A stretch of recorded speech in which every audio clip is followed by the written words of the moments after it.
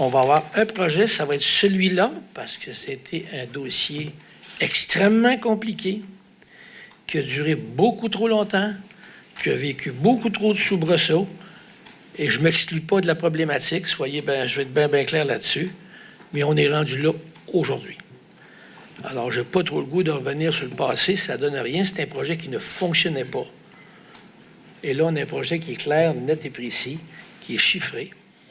Puis ce qu'il faut, c'est commencer à creuser le plus rapidement possible. Actuellement, le service de police de la Ville de Québec est dans 7 lieux différents et la Cour municipale est dans 10 lieux différents. Alors, dans 3 lieux différents, on est dans 10 lieux différents. Et l'idée était de regrouper ça à la même place quant aux opérations policières et à la même place quant à la Cour municipale. Et regrouper à la même place, ça ne veut pas dire que tout est centralisé, ça veut dire que les capacités de la police sont centralisées, mais les opérations sont bien étendues sur le territoire et couvrent le territoire adéquatement. On fait des économies, vous l'avez vu, 18 millions 25 ans, parce qu'à force d'avoir des baux, à un moment donné, c'est plus payant. On est mieux de construire en neuf. Bon, maintenant, vous allez me dire, on a beaucoup parlé de chiffres. Essentiellement, les chiffres, c'est simple.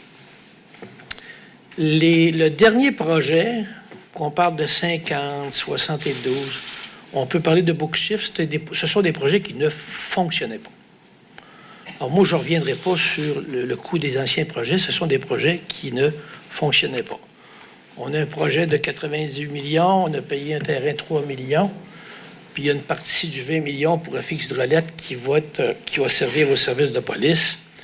Et sincèrement, donc, on est à peu près un peu plus de 100 millions, et c'est le même chiffre qui a été mis sur la table par le premier projet qui nous a été présenté par l'administration entre 2010 et 2013, comme par hasard. À ce moment-là, c'est Richard Côté qui dirigeait politiquement ce dossier-là. Moi, je peux vous garantir qu'il n'y a pas de mètres carrés en surplus. Tout a été calculé de façon chirurgicale. Il n'y a pas de luxe dans ce qu'on demande.